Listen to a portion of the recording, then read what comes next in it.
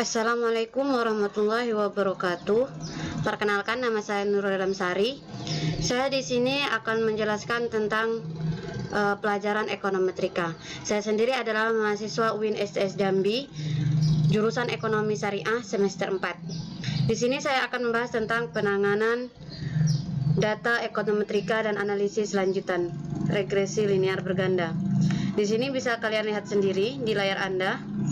Kita lanjut ke slide selanjutnya. Yang pertama, kita akan membahas tentang pengertian ekonometrika. Ekonometrika itu merupakan ilmu yang sangat penting dipelajari dan memiliki cakupan yang luas. Dan ini ada beberapa pengertian menurut para ahli.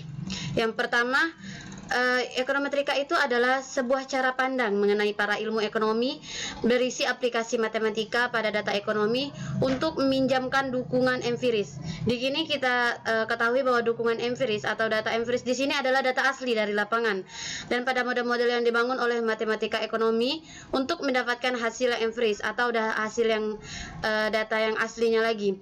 Sedangkan yang kedua, itu ada ekonometrika itu dapat didefinisikan sebagai ilmu sosial.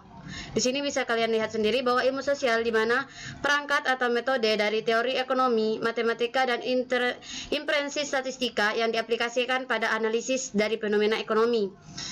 Sedangkan yang ketiga, ekonometrika dapat didefinisikan sebagai analisis kuantitatif dari fenomena ekonomi aktual. Sebelumnya pasti kalian sudah paham apa itu kuantitatif, karena kalau yang sudah belajar statistik pasti akan paham. Dari fenomena ekonomi aktual berdasarkan perkembangan yang menyeluruh dari teori dan observasi terkait dengan metode penarikan kesimpulan yang sesuai. Sedangkan yang keempat itu adalah merupakan integrasi atau gabungan dari teori ekonomi, baik matematika ekonomi, statistika ekonomi, yang bertujuan untuk menguji model-model ekonomi yang merupakan interpretasi hubungan antar variabel ekonomi menggunakan data empiris. Sekali lagi saya tekankan bahwa data empiris di sini merupakan data asli yang didapatkan di lapangan, misalnya melalui observasi atau wawancara. Kita lanjut ke slide selanjutnya. Teori ekonomi ini membuat pernyataan secara kualitatif mengenai hubungan antar variabel ekonomi.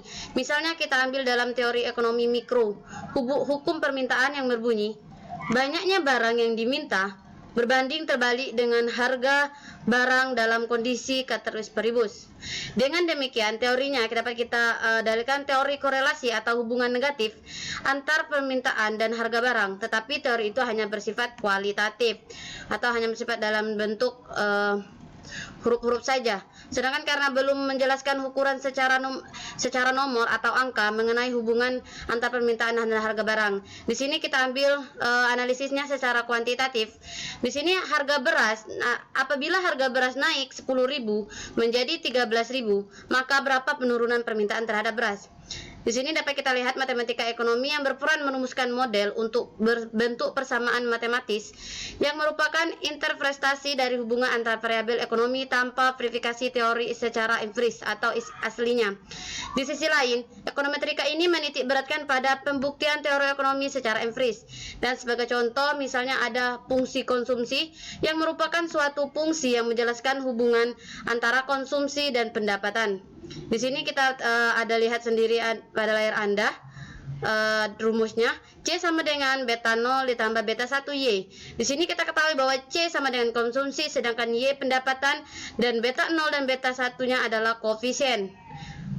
B0 dikenal sebagai konsumsi yang harus ada meski seputar penelitian, sedangkan pendapatan bernilai 0. Sedangkan B1 disebut sebagai MPC, yaitu suatu besaran yang menunjukkan perubahan konsumsi jika pendapatan naik sebesar satuan, misalnya dalam bentuk jutaan rupiah. Kita lanjut ke slide selanjutnya. Di sini ada jenis-jenis transformasi untuk menormalkan distribusi data. Ada bentuk histogramnya, ada moderator positif, yang dimana jenis transformasinya SQRT dalam kurung X, substansial positif dalam jenis transformasinya LNX, sedangkan substansial positif jika data mengandung nilai 0, maka jenis transformasinya adalah LNX ditambah 1. Dan ada beberapa lagi yang bisa Anda lihat pada layar Anda. Di sini ada severe negatif, yaitu jenis transformasinya yaitu SQRT dalam kurung Q kurang X, dimana kita ketahui bahwa Q adalah K adalah konstanta yang berasal dari setiap skor dikurangkan sehingga skor terkecilnya adalah 1. Baiklah, kita lanjut kepada slide selanjutnya, yaitu membahas skala dan pengukuran data. Bisa Anda lihat sendiri bahwa di sini ada 4 skala dan pengukuran data. Di sini ada tipenya dan operasi serta bisa lihat sendiri di layar Anda. Skala data pada dasarnya dimasukkan untuk mengklasifikasikan yang diukur agar tidak terjadi kesalahan dalam menentukan analisis data dan tahapan penelitian selanjutnya. Skala pengukuran data merupakan seperangkat aturan yang diperlukan untuk mengkuantitatifkan data dari pengukuran suatu variabel dalam melakukan analisis statistik. Perbedaan jenis data sangat berpengaruh terhadap pemilihan model atau alat uji statistik. Tidak sembarangan jenis data dapat digunakan oleh alat ini. Di sini kita ketahui ada 4 bentuk skala dan pengukuran data. Kita lanjut ke slide selanjutnya. Pertama ada skala nominal. Skala nominal ini adalah skala yang hanya mendasarkan pada pengelompokan atau pengkategorian peristiwa atau fakta, dan apabila menggunakan notasi angka, hal itu sama sekali tidak menunjukkan perbedaan kuantitatif, melainkan hanya menunjukkan perbedaan kualitatif. Di sini ada sifatnya, yaitu ada 2. Ada yang dia sifatnya itu saling memisah, sedangkan yang kedua itu mempunyai aturan yang logis atau bisa sembarang. Skala nominal merupakan skala yang paling sederhana disusun. Di sini ada contohnya. Jenis kelamin, laki-laki dan perempuan, tingkat kedewasaan itu ada anak-anak, remaja dan dewasa. Sedangkan skala ordinal, yang kedua kita bahas lagi, ada bentuk skala ordinal. Di sini adalah pengukuran di mana skala yang dipergunakan disusun berdasarkan atas jenjang dalam atribut tertentu, sehingga penyusunannya disusun secara terurut dari yang rendah sampai yang tinggi menurut suatu ciri tertentu. Namun urutannya itu bisa yang satu dengan yang lainnya itu tidak mempunyai jarak yang sama. Misalnya ini skala ordinal mempunyai ciri-ciri sebagai berikut, ada 3. Tinggal tambahkan yang kalau skala nominal itu mempunyai 2, sedangkan skala ordinal itu ada 3, yaitu saling memisah, aturannya yang logis, sedangkan yang ketiga itu skalanya berdasarkan jumlah karakteristik khusus yang dimilikinya. Misalnya kita ambil contoh di sini, tingkat kepuasan seseorang terhadap produk bisa kita beri angka dengan 5. 5 ini menunjukkan bahwa kita sangat puas, sedangkan 4 itu puas dan 3 kurang puas, dan sampai selanjutnya. Kita ke slide selanjutnya, yaitu ketiga, skala interval. Skala interval ini juga disebut skala unit yang sama atau equal unit scale. Adapun ciri-cirinya ada 4. Tinggal tambahkan 1, yaitu perbedaan karakteristik yang sama tergambar dalam perbedaan sama dalam jumlah yang dikenakan pada kategori. Angka 0 hanya menggambarkan suatu titik dalam skala tidak punya 0 nilai 0 absolut. Di sini kita ambilkan pengukuran suhu. Kalau ada 3 daerah, suhu A itu sama dengan 10 derajat Celcius, sedangkan daerah B 15 derajat Celcius, dan daerah C 20 derajat Celcius. Kita katakan bahwa selisih suhu daerah B sama dengan 5 derajat Celcius lebih panas dibandingkan daerah A, dan selisih suhu daerah C dengan daerah B adalah 5 derajat Celcius. Ini menunjukkan pengukuran interval sudah memiliki jarak tetap. Sedangkan yang keempat ada skala rasio. Skala rasio ini merupakan skala pengukuran yang mempunyai nilai 0 mutlak dan mempunyai jarak yang sama. Skala interval yang benar-benar memiliki 0 nilai mutlak disebut skala rasio. Dengan demikian menunjukkan jenis pengukuran sangat jelas dan akurat. Jika kita memiliki skala rasio, kita dapat menyatakan tidak hanya jarak yang sama antara satu nilai dengan nilai lainnya dalam skala ini, tapi juga tentang jumlah proporsional karakteristik yang dimiliki dua objek atau lebih. Di sini ada ciri-cirinya, kategori dan bersifat saling memisah, aturannya yang logis, ditentukan karakteristik yang khusus, 4 perbedaan karakteristik yang sama, tergambar dalam perbedaan yang sama dalam jumlah yang dikenakan. 5 angka 0 menggambarkan suatu titik dalam skala yang menunjukkan. Misalnya berat benda A sama dengan 30 kg, sedangkan benda B adalah 60 kg, maka dapat dikatakan bahwa skala itu merupakan skala rasio. Yang keempat, model fungsi regresi linear. Ada model double log, di mana model double log di sini adalah bisa Anda lihat sendiri, suatu model Y I sama dengan Beta 0 XI beta 1 atau model tersebut adalah terlihat tidak linear dalam parameter, tapi secara intrinsik bisa disebut linear. Transformasinya bisa Anda lihat pada layar Anda. Model ini dinamakan dengan model double log. Hal yang perlu diperhatikan dalam model double log ini adalah koefisien beta 1 dapat diartikan sebagai elastisitas, yaitu persentase perubahan variabel Y sebagai akibat koefisien beta 1. Sedangkan dua model semilog. Model semilog ini model di mana hanya salah satu variabel atau X atau Y yang ditransformasikan secara logaritma. Bentuk modelnya bisa Anda lihat pada layar Anda. Alfa 1 itu mengukur perubahan relatif persentase Y yang disebabkan oleh perubahan absolut dari X.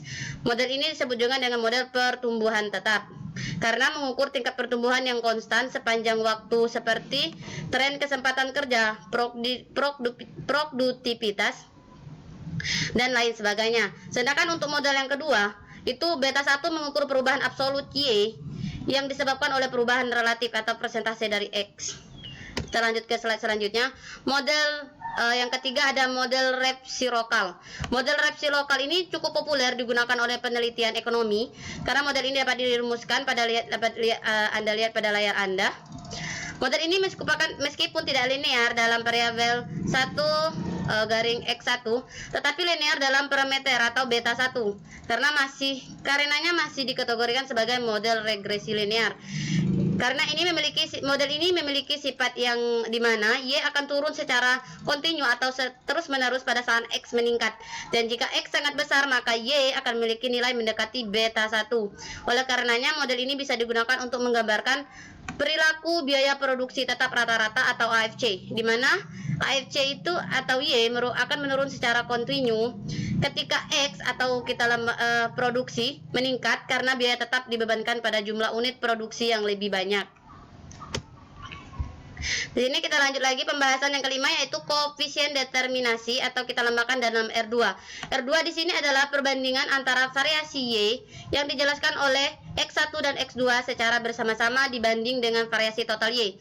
Jika selain X1 dan X2 semua variabel di luar model yang ditempati dalam E dimasukkan ke dalam model, maka nilai R kuadrat akan bernilai 1. Ini berarti seluruh variasi Y dapat dijelaskan oleh variabel penjelas yang dimasukkan ke dalam model. Contohnya kita ambil di sini model yang hanya menjelaskan 0,4, maka berarti sebesar 0,6 ditentukan oleh variabel di luar model. Nilai diperoleh sebesar R kuadrat sama dengan 0,4. Tidak ada ukuran yang pasti besarnya R kuadrat di sini untuk mengatakan bahwa suatu pilihan variabel sudah tepat. Jika R kuadrat semakin besar atau mendekati 1, maka model makin tepat. Untuk data survei yang berarti bersifat cross section data yang diperoleh dari banyak responden pada waktu yang sama, maka nilai R kuadrat sama dengan 0,2 atau 0,3 sudah cukup baik. Namun semakin besar N atau ukuran sampelnya, maka nilai R kuadrat di sini akan semakin kecil. Sebaliknya, jika dalam data turun runtun waktu atau data time series, di mana peneliti mengamati hubungan dari beberapa variabel pada satu unit analisis atau perusahaan pada beberapa tahun, maka R kuadrat akan cenderung besar. Hal ini karena variasi datanya yang relatif kecil pada runtun waktu terdiri dari satu unit analisis saja. Oke, terima kasih. Hanya itu pembahasan saya tentang regresi linear berganda dan analisis lanjutannya. Mungkin sekian yang dapat saya sampaikan. Saya akhiri. Wassalamualaikum warahmatullahi wabarakatuh.